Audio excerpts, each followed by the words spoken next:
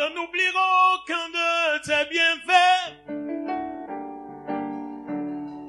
À chaque fois j'y pense, mon cœur est rempli des paroles pour te louer. Oh, salayana. Des paroles pour te louer. Vous savez quoi? Manifester la puissance de Dieu, c'est ta capacité à disposer ton cœur pour que Dieu s'exprime et se manifeste.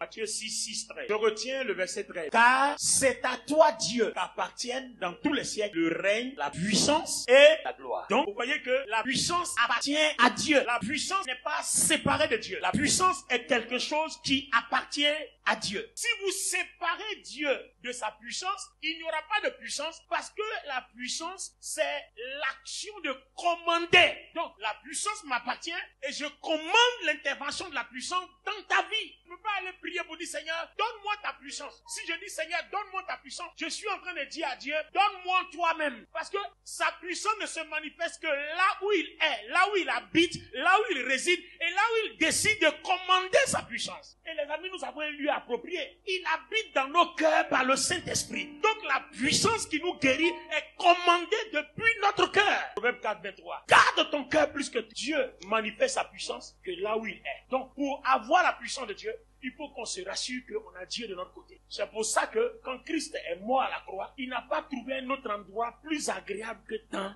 notre cœur. Notre cœur, c'est Bethel, c'est la maison de Dieu, c'est le sanctuaire de Dieu. Comme il a dit dans Exode, il dit, construisez-moi un sanctuaire et j'habiterai au milieu de vous. Et si j'habite au milieu de vous, je vous rencontrerai. Là où Dieu habite, c'est là que la puissance habite. Donc vous voyez que quand Dieu est de votre côté, quand il est dans votre maison, vous êtes en sécurité parce qu'il y a des choses que vous ne voyez pas. Mais la puissance de Dieu travaille, les amis. Je vous dis la vérité, nos yeux ne voient pas, mais la puissance de Dieu travaille. Si Dieu est avec toi, qui peut contre toi? Parce que là où il est, sa puissance est là. Cette puissance déchire les montagnes. Cette puissance brise les rochers. Cette puissance détruit les maladies. Cette puissance brise les pouvoirs du malin. Vous voyez, cette puissance anéantit toutes sortes de pouvoirs. Là où Dieu est, là est sa puissance. Autrement dit, là est sa présence. Si Dieu est là, tu as tout. Donc vous voyez que on a tout le temps fait la mauvaise prière. Seigneur, accorde-moi ta puissance. Seigneur, oins-moi. Quand il est là, c'est que tu es oint.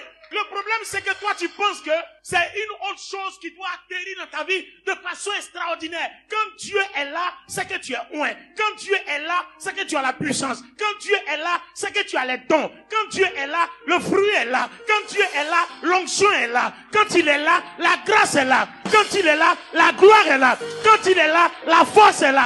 Quand Dieu est là, l'autorité est là.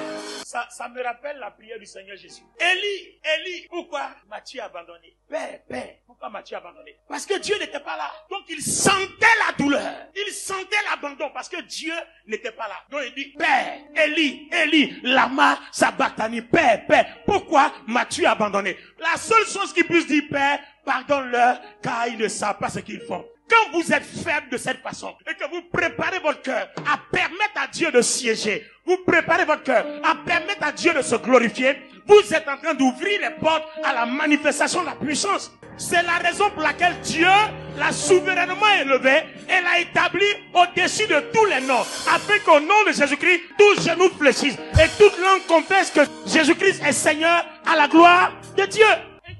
Nous a dit, même si vous avez la foi, déplacer les montagnes. Vous avez les dons pour opérer tout. Si vous n'avez pas l'amour, c'est zéro. Donc la base du trône de Dieu, c'est l'amour et la sainteté. Une fois que tu invites l'amour biblique dans ton cœur, c'est Dieu que tu as invité dans ton cœur. 1 Jean 3, 18 à 24. Celui qui croit en Jésus-Christ et qui aime Dieu demeure en lui. Donc vous ne voyez pas qu'en fait, ma vie chrétienne va consister à croire en Christ et puis à aimer. C'est suffisant pour que Dieu soit là. Et une fois que Dieu est là, je suis à l'écoute. Parce que c'est lui qui veut agir. La puissance, c'est une action. Quand Dieu agit, c'est sa puissance qui démontre ce que Dieu veut. Donc je suis à l'écoute. Qu'est-ce que tu veux? Donc tu vois que chaque jour ma prière, Seigneur, je suis à ta disposition. Qu'est-ce que tu attends de moi cette journée? Seigneur, merci. Je prie que tu manifestes maintenant ta puissance. Guéris les cœurs brisés. Si tu n'habitais pas le cœur de quelqu'un pour une raison, à cause de ton amour inconditionnel, à cause de ta miséricorde qui est infinie, Seigneur, pardonne à cause de Jésus-Christ.